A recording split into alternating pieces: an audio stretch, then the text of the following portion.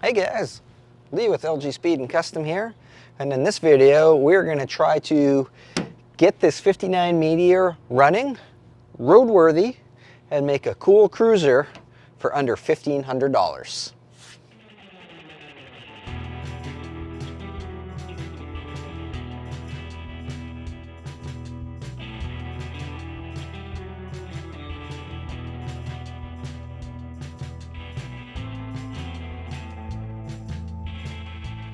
So for those of you that don't remember, a few months back, Shannon and I went and picked up a 41 or 40 Studebaker for our friend Chuck. And while we were talking to Chuck, he's like, oh, by the way, I've got this 59 Meteor that I want to get rid of for 500 bucks. It was running last in 2019, comes with 4 brand new tires to be installed and a brand new fuel tank that needs to be installed still. And it's got paperwork, meaning you can register it. That's like BC's version of a title. So, I mean, obviously we had to buy it. The only problem was when we bought it, every single vehicle we owned at the time was broken. It's the only time in my life I've ever bought a car and Shannon was all like, I don't know if this was a smart decision or not, but we bought it anyways, so here it is. And that was 7 weeks ago. So it's been sitting on the trailer for 7 weeks, and I haven't had a chance to touch it until tonight. It's finally happening. So all I've done, the day that we picked it up, we came back, the next day I went to the car wash and I pressure washed. The hood was covered in moss that was so frozen on there, the hood wouldn't even open. There was moss in all the trim. This thing had been sitting underneath a tree. So, instead of me telling you about it, how about while I kind of get set up to start working on this thing, you guys can just watch, because I recorded that last little bit. So we'll do a little flashback, and then when you guys are done watching that, we'll get into the details on this thing.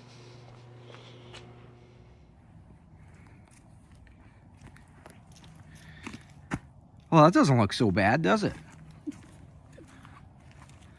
He said it was really rusty, but that's why I wanted to come look at it, is because what some people consider rusty, some people don't consider rusty.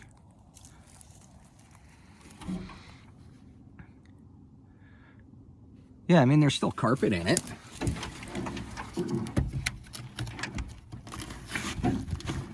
Oh, that's not bad. This thing's just about ready for Pebble Beach.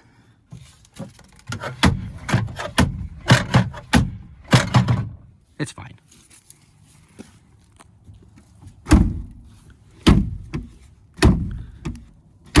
It's fine. Strong point. I think I want it though. I think we're gonna load it up. We're gonna load it up.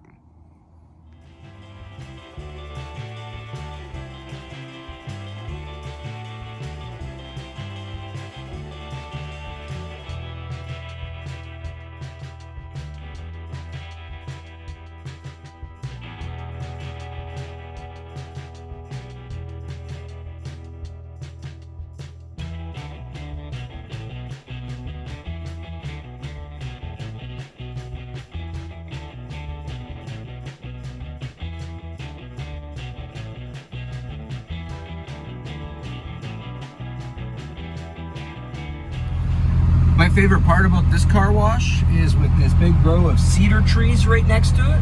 When you drag a car in from the woods and pressure wash all the moss and crap off of it, they have no idea that you just made a huge mess in the car wash. You can get away with it every single time.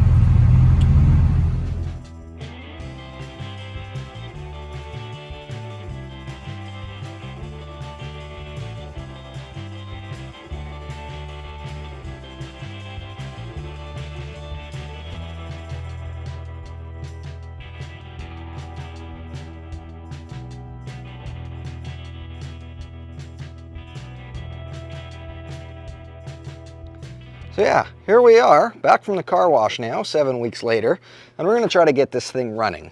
We've got our car restoration in a wagon kit sitting here, so we'll unload that and get that hooked up, and I'll give you a little detail on this thing now.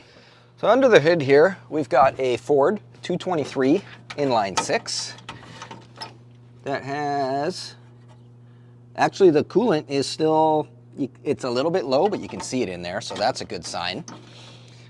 This is all covered in mouse shit, so that's a good sign. And it's full of some oil that smells kind of like hair grease. So, I mean, we'll call that a good sign. So this is just a base model car, or fairly low option car with a 6-cylinder. It's got a 3-speed standard in it. It is a 4-door sedan, but it's Meteor, which is really cool because, as the regulars of the channel know, I'm a huge nerd for Meteor and Monarch and Canadian kind of stuff. And on that note, I just want to start this video off with, this is a Meteor. It is not a Mercury. It is not a Ford. Meteor was its own thing. Kind of like how Pontiac is its own thing. Like, you wouldn't call it a Chevrolet Pontiac, just like you wouldn't call this a Ford Meteor or a Mercury Meteor. So Ford of Canada started the Meteor mark in, is it mark or marquee? Make? Anyway, the Meteor started in 1949 and went till, I believe, 1968. I could be wrong on when it ended, so don't quote me on that. And what the Meteor was it was kind of like an in-between model. You had you started off with a Ford, then if you wanted to go like level up one, you'd go to a Meteor. If you wanted to level up one more, you'd go to a Mercury. And then if you wanted to level up from there, Ford of Canada also offered the Monarch. And the Monarch was available from 1946 till, I think, 1961. Once again, don't quote me on when it ended, but 46 was the first year. And then if you wanted to one-up your Monarch, you would get a Lincoln. So they were sold exclusively in Canada, and it had something to do with, like, there was a lot of small town dealerships, and if there was a, Ford dealership that didn't sell Mercuries and they wanted to sell a higher end car, they would sell a Meteor. So I don't know all the specifics on it. It really had a lot to do with just like small towns only having like a Ford dealership or a Mercury dealership and not both. So it was an option for them just to have like a little more variety. Anyways, now you know this is a Meteor, not a Mercury Meteor, not a Ford Meteor, just Meteor. I think a lot of that confusion comes within like later on in the late 60s and into the 70s. Mercury, after the Meteor and the Monarch brands had disbanded, became no more, Mercury reintroduced a Mercury Meteor and a Mercury Monarch as they were models instead of a make. But originally they were makes and they were their own entity, just like a Pontiac is a Pontiac, a Plymouth is a Plymouth, Chrysler is a Chrysler, a Meteor is a Meteor, and a Monarch is a Monarch. Anyways, enough of that. Let's try to get this thing running. I got a new battery that we're going to drop in there. We will probably disconnect the fuel line and hook it up to a jerry can. Chuck said one of the reasons he stopped driving this car in 2019 is because the fuel tank was starting to get rusty and it was sucking some crud up. So actually, I just realized the fuel pump's not even hooked up to the carburetor. This is cool. So we can just hook this into our jerry can and put the battery in to see what happens. So these battery terminals, as you can see, are in great condition. I'm sure they'll be fine. And this is not bolted into anything.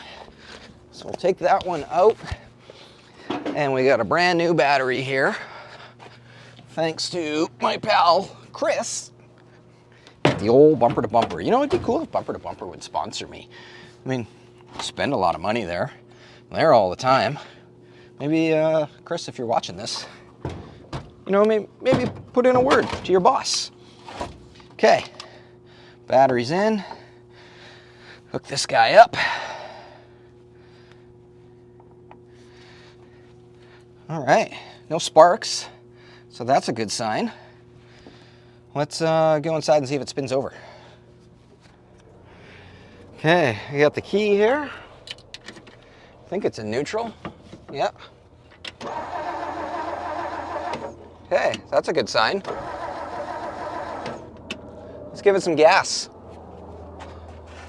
All right, let's get this rag out of here. We got a coffee cup that's, life begins after coffee. We got a really long funnel that over there. Let's give her a couple dribbles.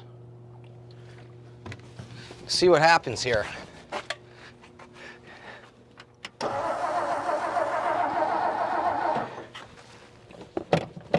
Give it some gas.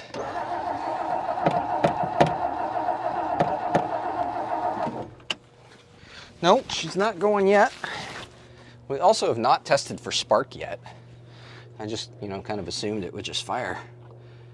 Is that what cars do? Let's try to get some gas in the float bowl here. Actually, let's go like this. Yeah, it's going in the float bowl now.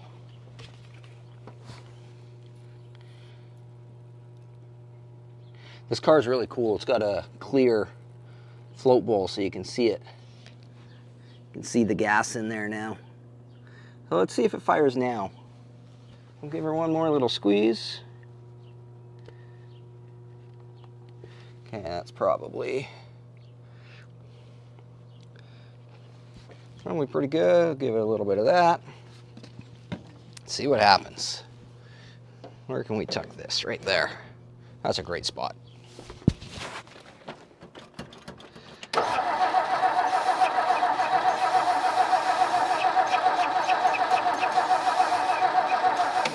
Nothing. Okay, I think we'll pop the distributor cap off and maybe sand the points. Because I'm thinking it might not have any spark. Okay, we'll pop this cap open. It looks super crusty. That's a good sign. What's it look like in there? That doesn't look terrible. These points don't look that bad either. The end of the rotor is a little bit scuffed. We'll give that just a little sand. This is just really fine 1000 grit sandpaper. So we'll clean that up so it's nice and shiny again. And what do the points themselves look like? Well, for starters, when I move them back to check the gap, they don't move back on their own, so they might be a little bit seized. I've never seen points do that before, but we'll give them a little scuff. All right, so I brought some other stuff with me. Rather than running into the car to turn the key every time, we can just hot wire it. So we're going to run a hot wire to the coil here. Where's our positive side? So our coil should be hot now. And if we undo this guy, hook that up to there, and that up to there, we should be able to... All right, how's it look? Nothing, we got no spark.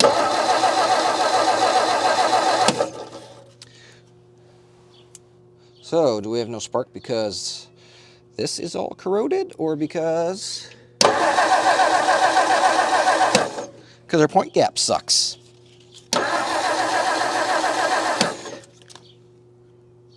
That is a great question. Let's see if we got any.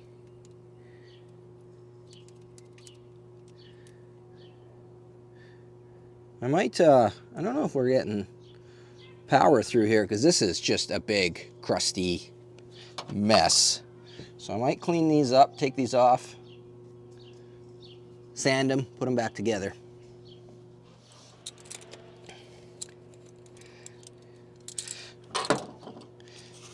How's that look? Pretty rusty.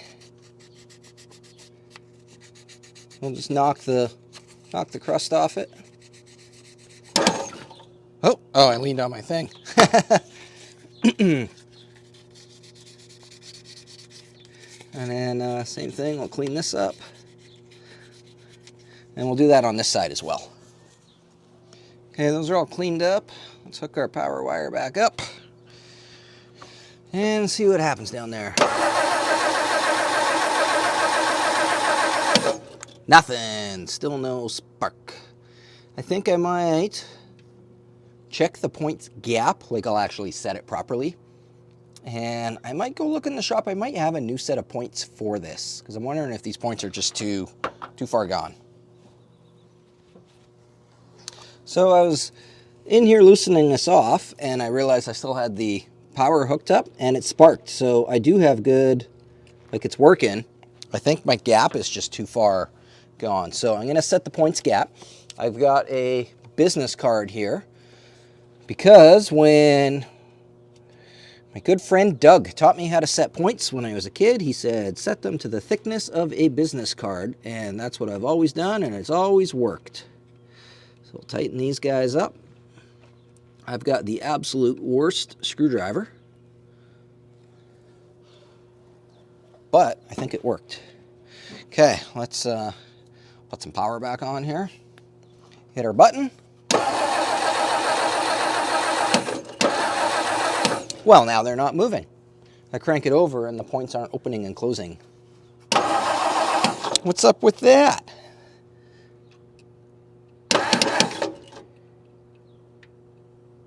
Okay, I think we might need to replace these points with some new ones. I think they've just sat in the bush too long.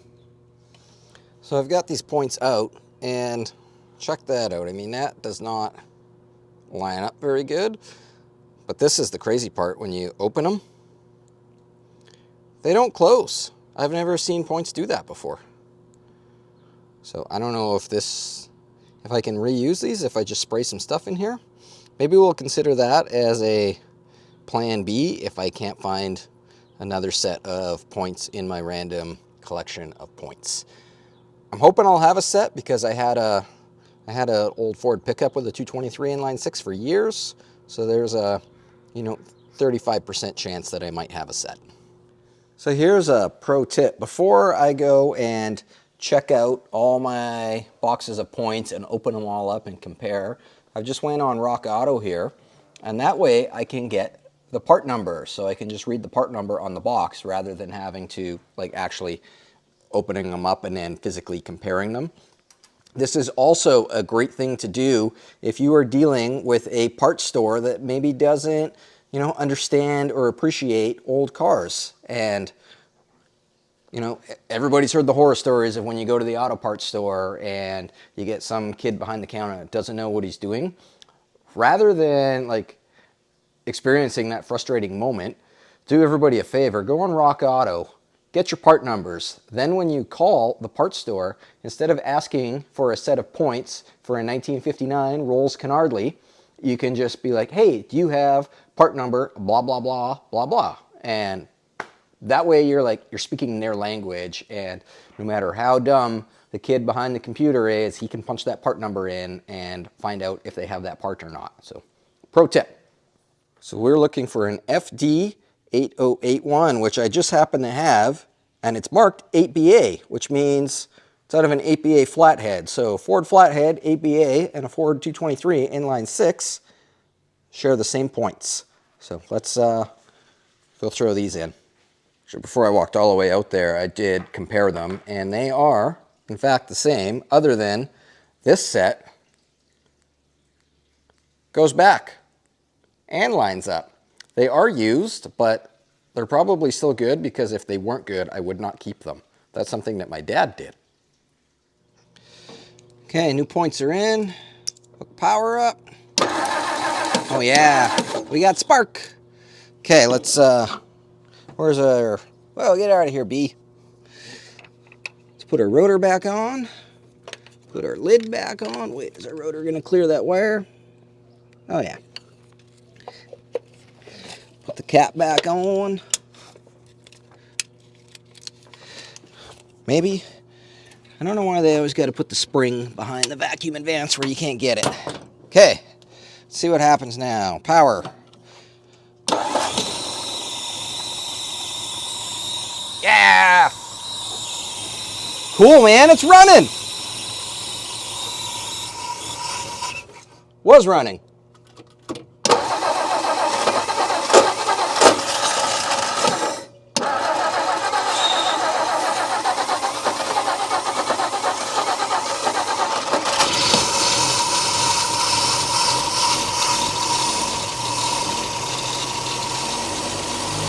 Cool. I wonder if it's got oil pressure. It's got to have oil pressure. The lifters aren't rattling.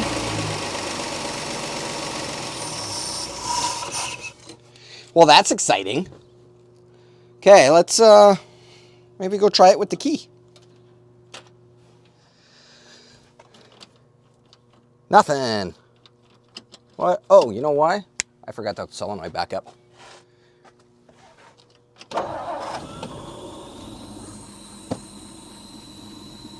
Beautiful.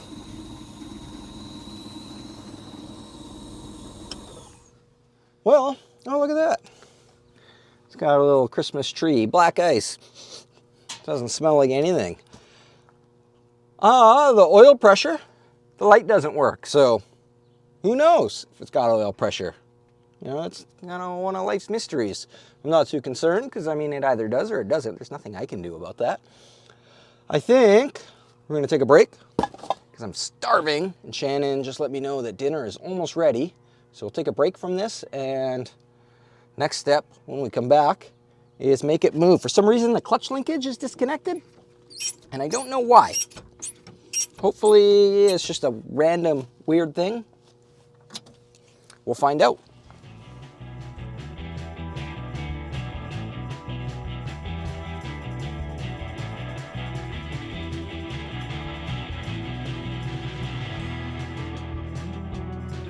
All right, day 2 on this thing. Or is it 3? Does the first day when we went to the car wash, does that count? Anyways, yesterday we got it running. Tonight, let's try to get this clutch linkage working. Let me show you what's happening with that. So I'm not sure why, but our little clutch rod down here isn't attached to that. And I don't know why it's not attached to that. So I think I'm just going to hook it back up to that and see what happens. Okay, well, it just kind of went back into place. I think maybe there's a spring missing that's supposed to hold the, you know, the clutch fork and the clutch rod together. You know, I just used my last clutch return spring today on Andrew Brittany's 56 Chevy on the to use as a brake pedal return spring. So I don't know. Let's give this a try. Gonna hook the battery up, start the car. Hopefully there's enough gas. Float bowl's pretty empty, and I didn't bring my gas can back out with me. It's still in the shop, but there might be enough to start it and, you know, see what happens here. Actually, I don't know. There's something weird with the clutch there. Let's give it a try. Get out of here, coffee cup.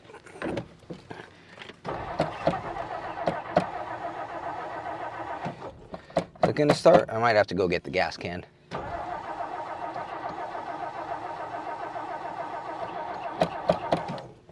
Let's try this choke. Okay, I'm gonna go get the gas. I'll be right back. Okay, I went and got the jerry can, and I filled our little squirt bottle back up. Oh man. All right, let's see what happens here. Oh, that sounds better.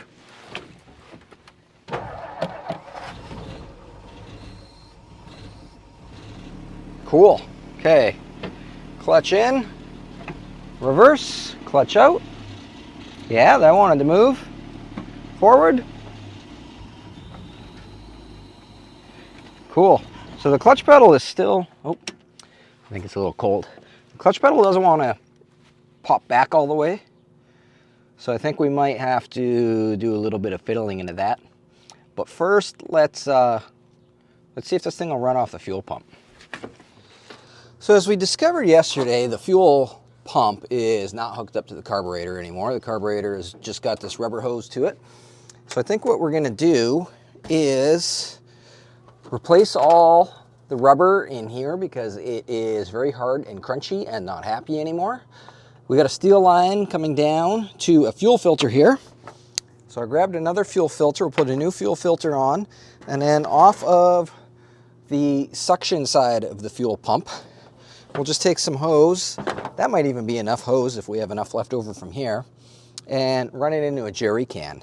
Then we'll start the car again, and if it picks up and runs off the jerry can, then we know the fuel pump's working, and from there we can move on to, you know, maybe replacing that tank. So that's what I'm going to do.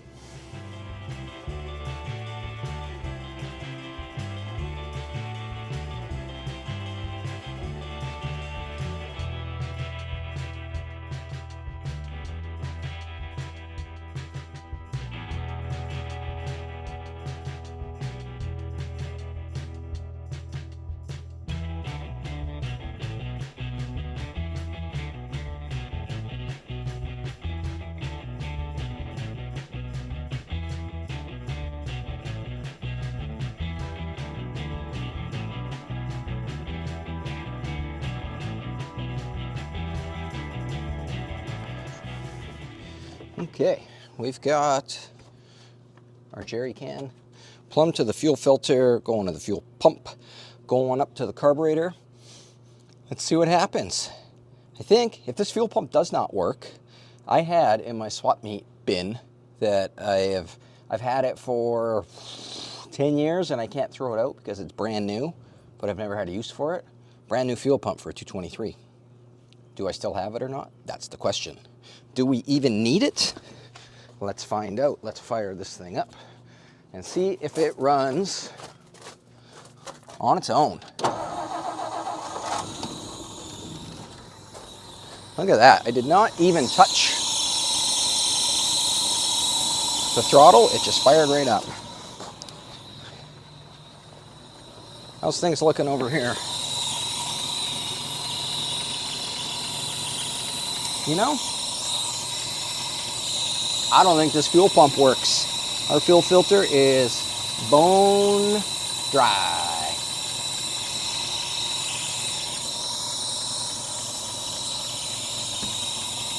Oh, little trickle coming out of there.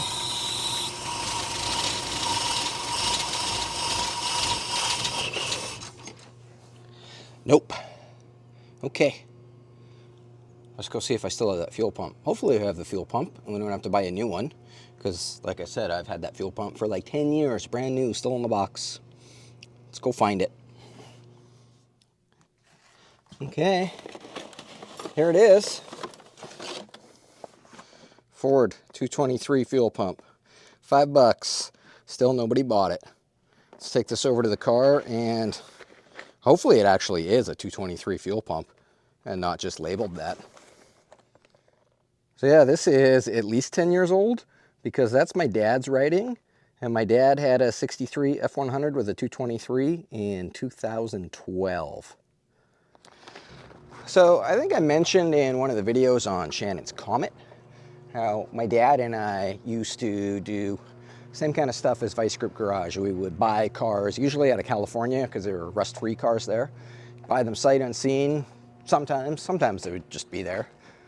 And we would drive them back to, we both lived in Edmonton, Alberta then, which is, I think, the furthest most north city in Canada, or metropolis. There's cities further north, but it's, I think, the most furthest north metropolis or something. It's really far north. It takes about 4 days to drive from Southern California to there. Anyways, in 2012, we bought a 63 Ford F100 and drove it back. This was a spare fuel pump that we got just in case we needed one on the side of the road in the middle of nowhere. And we did not need one. Made it all the way home. That little 223 ran great. But that was in 2012. It's now 11 years later and I still have that fuel pump.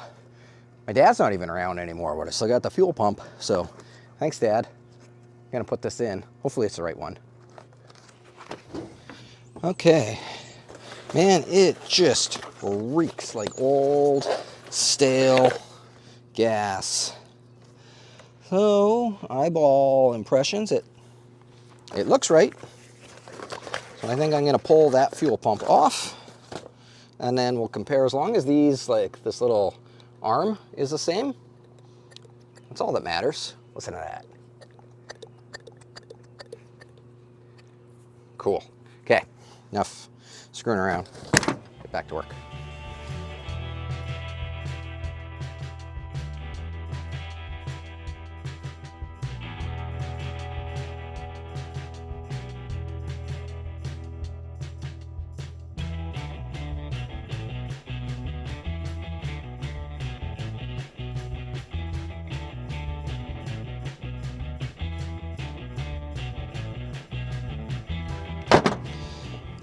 Okay, let's put this back on. Fuel pump was almost exactly the same.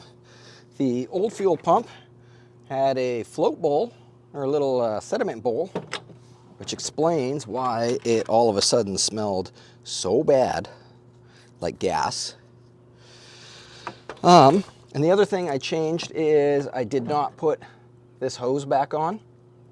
I had a barbed fitting that actually came off Andrew Brittany's truck. It's funny, he took my return spring and I kept his barbed fitting out of his fuel pump, because for those that watched that video, we put a AN fitting in his fuel pump instead.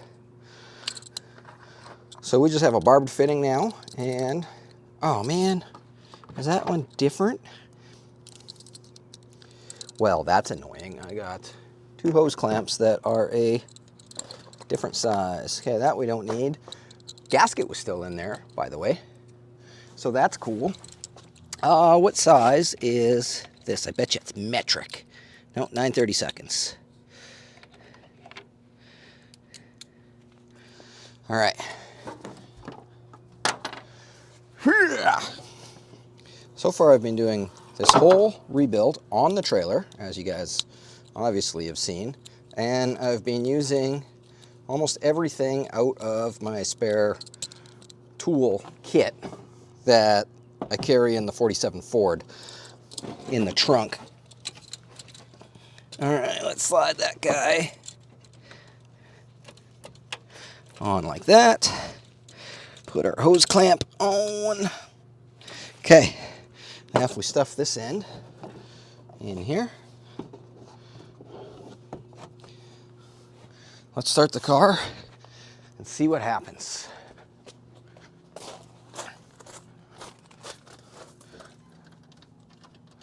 Let's hook the battery up and then start the car and see what happens. Where'd my battery cable go? There it is. I have noticed that the generator light is on, so I'm assuming the generator's charging. Not charging, I mean. But we'll worry about that later. Okay, what's happening over there? You guys can probably see it, I can't. Oh yeah, we got fuel. And why is the brand new fuel pump leaking? That's lame. That's super lame. But I mean, it is pumping, so. You guys see that? There's fuel coming out of those bolts. I wonder if maybe there's supposed to be screws in there and they're missing. Like at some point I took them out and put them in a different fuel pump. I don't know why I would do that, but maybe. I don't know. I think we'll worry about that another day. We'll call it a night and come back to this later. Look at that little float bowl though, isn't that so cool? I might let it run for a little bit actually before calling it a night. And yeah, I don't know, let it maybe see if it'll come up to temperature. While it's doing that, let's see if anything works. Is the left signal light going? Nope. How about back here? It is on solid, so maybe it just needs a flasher. Let's try the right one. Oh, the right one's working. Cool. That's a good sign. Is the front one going? Yep. So maybe it's just solid, because if this bulb is burnt out, I've seen that happen before where it'll stop flashing. What about lights?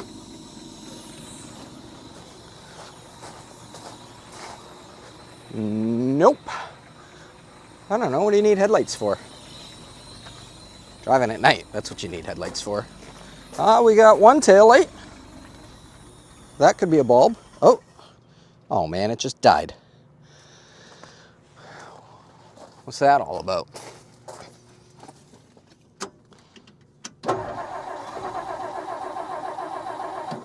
It didn't drain our jerry can already. Unless maybe the hose isn't in there far enough now, because it was kind of a stretch. No, it's still in there. I don't know what the deal is. I think it's time to go sit on the couch and watch King of the Hill. Well, it is several days later. I'm going to pretend that I forgot about the leaking fuel pump and jump ahead and start putting the fuel tank in this car. It came with a brand new fuel tank when I picked it up from Chuck, so that's cool. So we're gonna start by getting the strap out of the way, and I've already sprayed the tank strap bolts with some PB Blaster. So I'll crawl underneath there now and see what kind of a deal that fuel line, that strap is stuck. See what kind of a deal it is to get that fuel line off of there. Hopefully it's not, hasn't become one with the car. Spray some PB Blaster on it and hopefully it'll crack loose. Unlike this strap, which is not cracked loose for some reason. Well, I'll look into that too. Well, good news, this fuel line cracked loose with no problem at all. Bad news, I think this tank is just about totally, completely full, because when I crack the line, gas starts coming out and there's no drain anywhere on it, so that's a good thing. We got a full tank of 5-year-old rotten gas. Huh. I guess I'll go get a jerry can and a drain pan. Oh man, can you guys smell that? It smells so rank. All right, I think we're all undone under here. Probably ready to drop this thing. One strap down. Ugh. Come on. Is this gonna come out nicely? Probably not.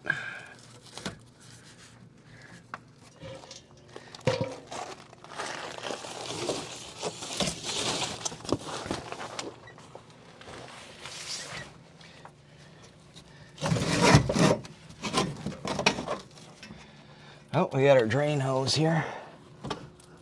Okay, that's undone. Oh man, I forgot the sending unit wire. Okay, sending unit's undone.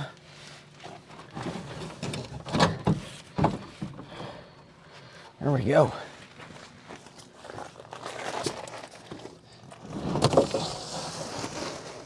Oh yeah, it looks like it's had some, I don't know if that's a patch or soundproofing. I don't know. But it's out, that's the important part.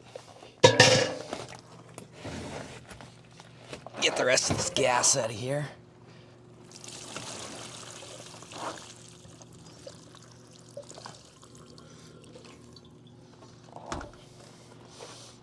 Okay, upon quick inspection here, it appears that our new tank, which is made in Canada, by the way, fitting for a Canadian-only car, but it seems to be exactly the same.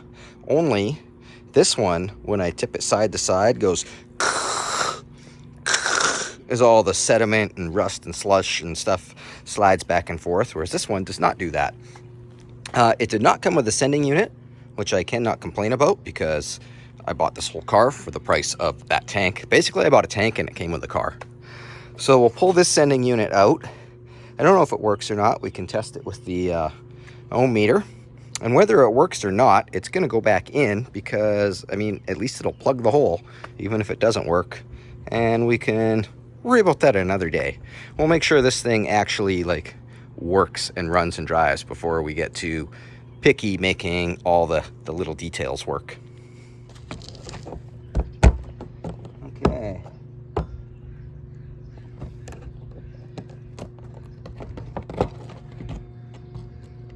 Oh, she's crusty. Yeah, I'm gonna say that doesn't work. I don't even know if it's... I don't think I'm gonna put this back in.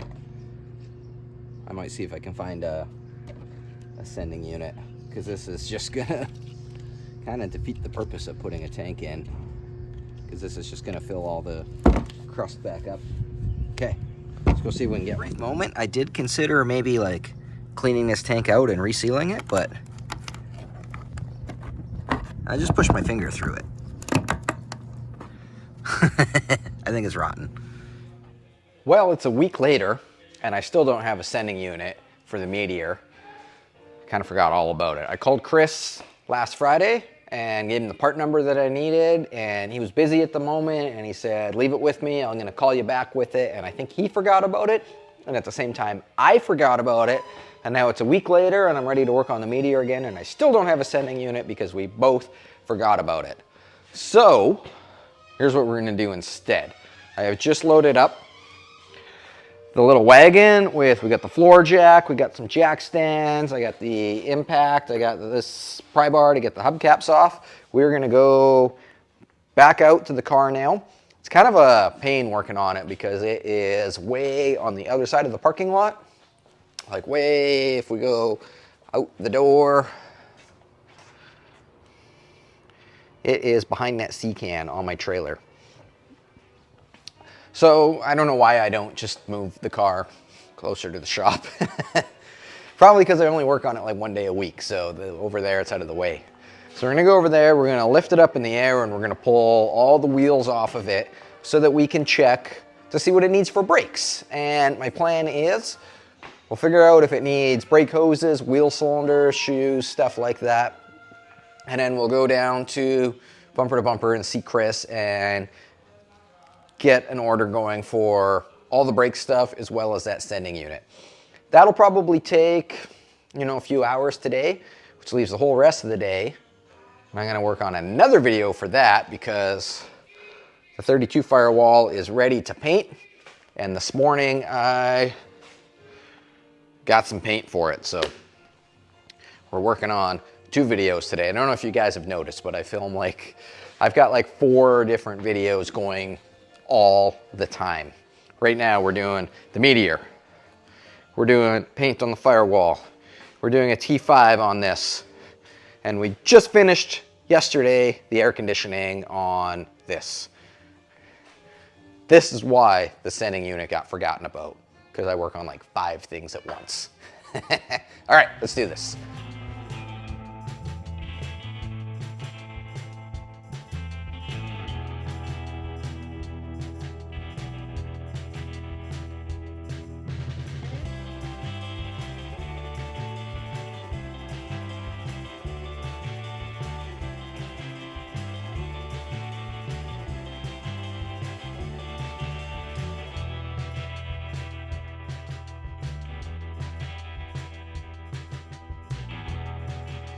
This wheel spins, but it's, not the best sounding. The drum's probably a little crusty inside.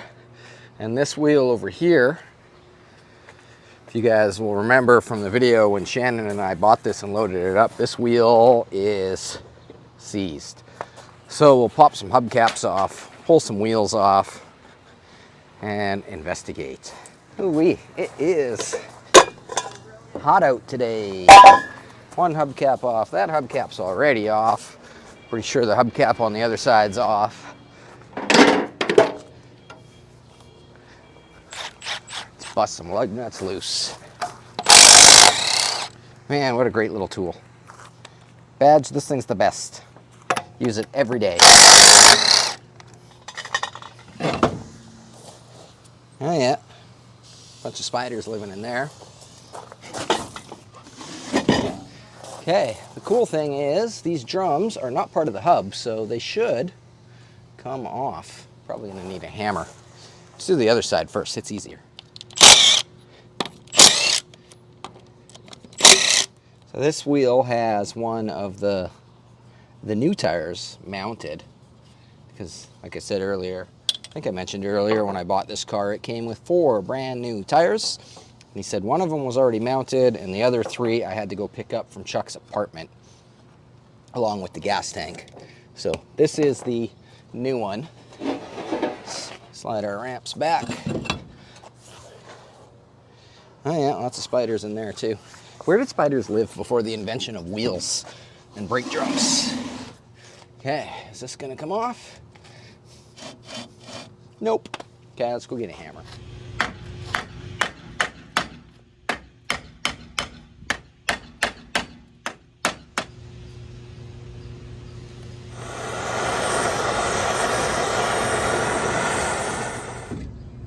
Fire. Works every time. Okay, well, I think it needs shoes. Where's the other shoe? Huh. Oh yeah, it needs wheel cylinders. Ugh, you should see this. So we've got no shoes at all. We've got one liner here, but where's the other one? It's not in the brake drum. And yeah, need wheel cylinders. Definitely. Okay, brake hose, might as well. It's not terrible, but it's not great either. This is mostly just like dirt and mud fraying off, but if you really get in there really close, you can see it's starting to get a little dry. So you know what, we might as well. Might as well. This side was a little more difficult to get out, but did the same basic thing, heated it up. I got sweat in my eye. It's really hot out today. Okay. Oh, it's the same. Dust in there. Yeah, this thing's same as the other side. I'm assuming the back will be the same too.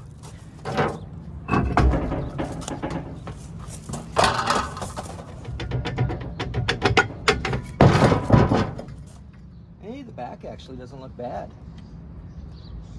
Those shoes are, yeah, they're coming apart, never mind. And these wheel cylinders look newer than the front, but they're still dry. I think we're just gonna get everything. How's that brake hose look? About the same as the front. So 3 brake hoses, 4 wheel cylinders, 4 sets of shoes. Probably gonna reuse the drums for now, because I don't know how, this car might be a pile of crap. And I'd hate to throw like, you know, $500 or $600 in brakes for a car that doesn't really run that well. So we'll just do the necessities, and we can always just put new drums on later. Huh. All right, other side.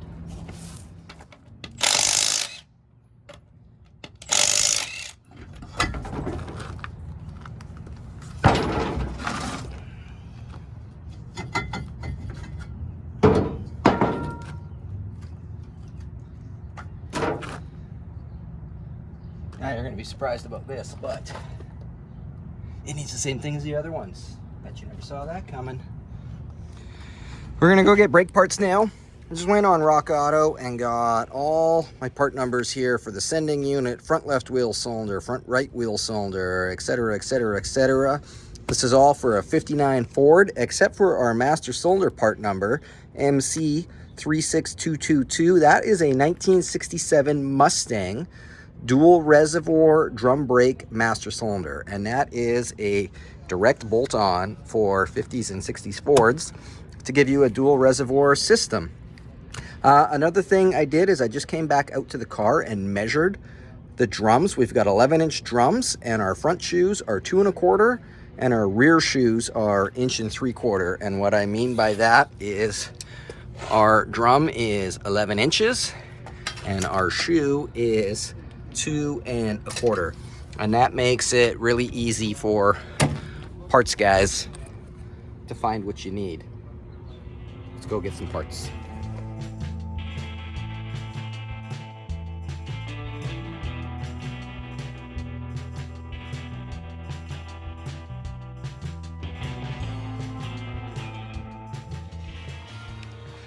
Well, we went to see Chris to get some brake parts, and although Chris was the best dressed guy in there with his LG Speed and Custom shirt available at lgspeedcustom.com, he was actually busy, so we dealt with Rick Montgomery, who's probably one of the best parts guys I've ever met in my life, and he got everything ordered up. So it is now the next weekend, and we have everything. We've got a master cylinder, we've got 4 wheel cylinders, we've got Wait, no, that's not a master cylinder. Those are brake shoes. Master cylinder, other brake shoes, brake hose, and brake hose. Another thing I have done is I have moved the car from the back corner to the back door of the shop because walking all the way over to that back corner was getting old. I was over it. And it was hard to keep motivated on this because I'd carry everything out there and then I'd need like one more tool and I'd have to walk all the way back. And after like 2 or 3 times of that, I was like, you know what? I'm just gonna work on my 32 instead. So we moved this over here. Also, when the afternoon sun goes that way, which makes this shady, because that's another thing that was kind of killing motivation in that back corner, is it was hot back there. So we've got some shade.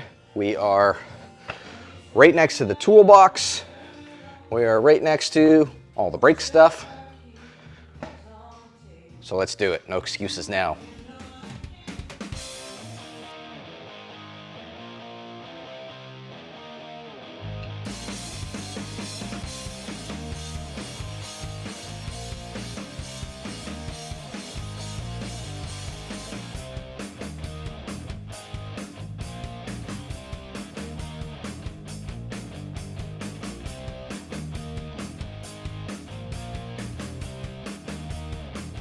Well, there's how you do brakes in 30 seconds. That went pretty well, pretty standard, straightforward stuff. I did the brake hoses as well.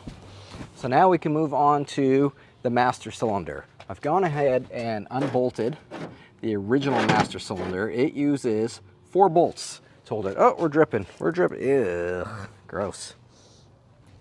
So yeah, it's got 4 bolts that hold it on.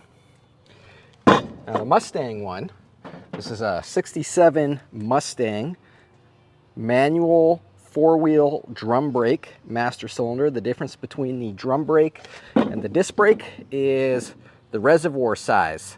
This drum brake has the same size reservoir on both sides, whereas a disc brake one has the large reservoir for the discs and the small reservoir for the front, or the rear, sorry. So here's where these are cool. This bolt pattern and this bolt pattern are exactly the same, meaning you can unbolt that, throw it away, bolt this guy right on, you use the same push rod and everything, and you have a dual reservoir master cylinder, meaning you have one circuit dedicated to the front brakes and one circuit dedicated to the rear brakes. So if you blow a brake line, say you blow a right rear wheel cylinder or a rear brake line and this system goes down, you still have this system to activate the front brakes so you can still stop. This became a mandatory thing in 1967. So the top 2 bolt holes we will just omit, and this one bolts right on the bottom, and that's it. You got to get a little funky with your plumbing, because originally we just had the one brake hose, or the brake line. This one broke off, so it just went down out of the master cylinder and down to a junction block here where we've got 2 lines going to the front and 1 going to the rear. We're going to have to redo that so that this one goes to the rear and this one goes down to the junction block and then splits off to the 2. Probably bench bleed this now, and then we'll bolt it on the car, and then we can start making our brake lines. So I've covered bench bleeding a master cylinder a couple times on this channel, but for those that are new, basically you just got to thread a brake line into the port that comes back around to the inside, and it just needs to be submerged under brake fluid. From there you take something blunt, I'm using this 1/4-inch drive screwdriver, and you just slowly press the piston all the way down and release, and you just keep doing that until you have no more air bubbles coming out. When you have no more bubbles coming out, that means the master cylinder is bled and you can go ahead and put it on the car. You'll still have to bleed your brake lines once you hook them up, but bleeding the master cylinder and bleeding the brake lines are 2 different things. If you don't do this, you'll end up with a spongy pedal because there will be air trapped in the master cylinder. So I think that's good. Got no more bubbles coming out. So yeah, we can go ahead and mount this on the car now. Well, it's bolted on there. All we got to do now is just run our brake lines. But I think we've run out of time for today Dora says it's time to go to the park. So I'm gonna clean everything up and then we'll continue on with the brake lines another day. So it's been a few weeks. We got completely rained out last weekend, so I didn't get to finish up the brake lines. So we're gonna do them today. Jim and I are having a slow day in the shop. So he's up there plumbing brake lines for the front, and we're gonna put this gas tank in. I finally got the sending unit. So funny thing with the sending unit, I was rummaging through a box of stuff in the car the other day, and look what I found. A used, but not rusted out sending unit. And I was like, oh man, that sending unit I just ordered was like $300 and some, almost $400.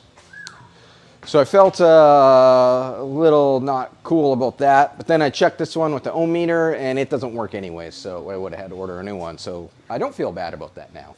So we're gonna put the new one in, put the tank in, put gas in it. By then Jim will be done the brakes and then we can go for a drive.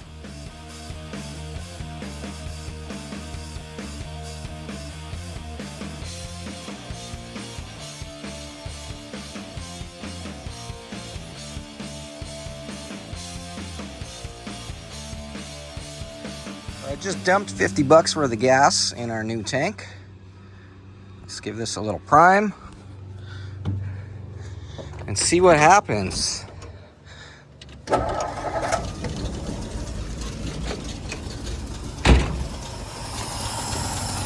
Is your float bowl gonna fill up? Nope. Might have to hit it a couple times. It's running now.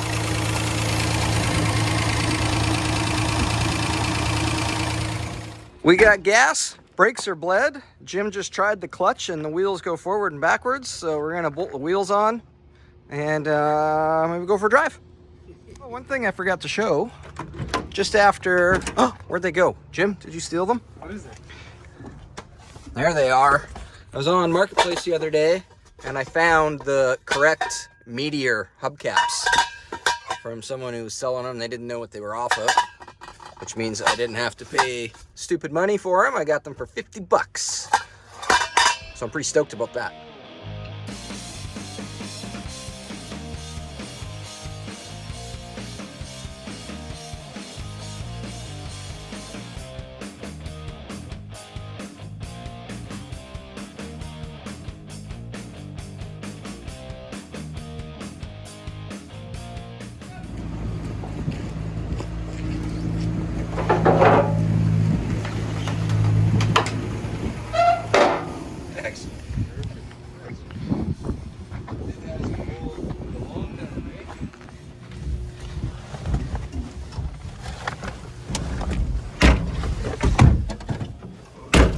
Oh, this door doesn't want to. There we go. Oh, Jesus Christ. You might have to hold that one shut. Okay, let me get my hand out there before you fucking close it. Oh, no.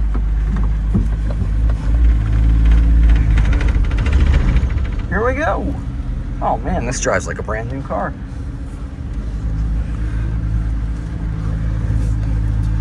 Brakes work.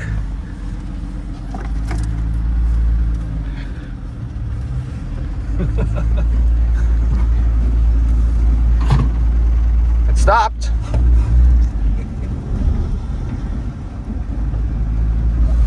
Oh man, that's nice.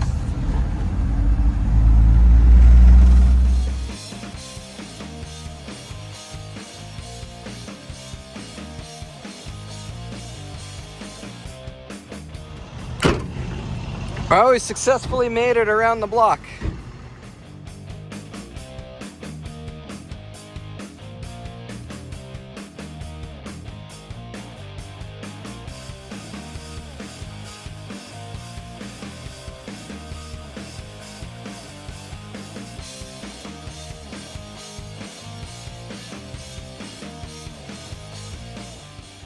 Well, Jim and I spent the rest of the day, we cleaned the car up, we took all the parts out of it, kind of organized them all, we blew it all out, vacuumed it all out. We've got this door working properly now. It's all nice and clean inside. Wow, isn't this back seat material so cool? Well, I guess the front seat material is cool too. It's a little crunchy.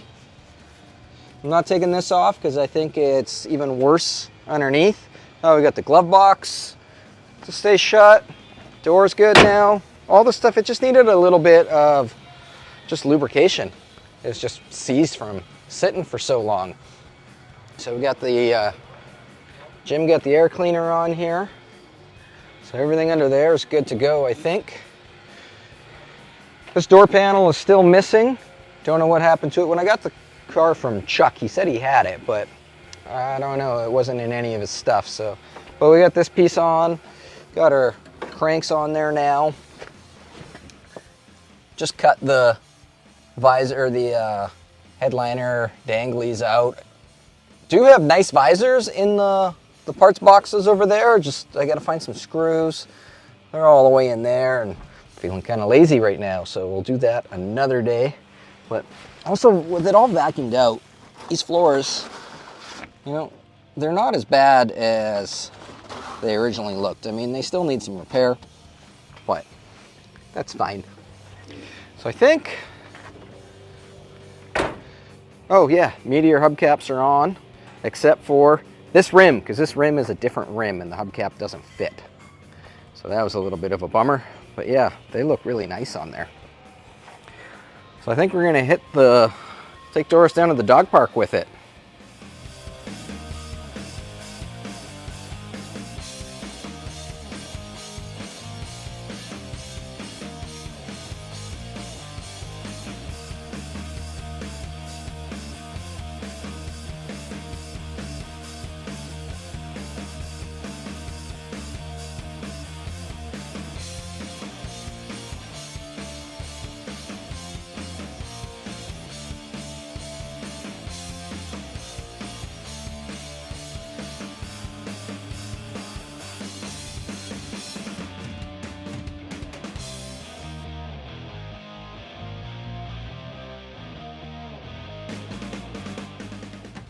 Well, we made it back from the dog park. Successful shakedown run. Anytime you can make it home without having to push a car, that's a win. So, I know exactly what you're thinking. Hey Lee, how can we support you in this channel? Well, that's easy. Just go to lgspeedcustom.com and you can get yourself some LG Speed and Custom merch. We've got t-shirts, stickers, hot rod parts, all sorts of good things. Men's and women's t-shirts. So next question you're gonna ask, what's the plan with the Meteor? Well, at the beginning of this video, I was super gung-ho on it and was gonna get it running, drive it around for a bit, then I was gonna do a video on how to make your own lowering blocks and how to lower it and maybe put some lake pipes on it and make it like just a nice cool cruiser. But the reality is, so this video we started in February. It is now the middle, almost end of June. So that's what, 5 months, 4 months, 4 months? I don't know. 4 or 5 months. And this whole video realistically took about 4, maybe 5 days worth of actual work. So in five days of work took me like 4.5 months to actually do. What does that mean? That means I have too much on my plate. I don't need this car at all. And I've kind of lost steam on it. So I think I'm gonna sell it, put it up for sale and sell it. Hopefully to a young car enthusiast who is super eager and wants to get their first old car. That's kind of who I'm gonna market this car for or towards.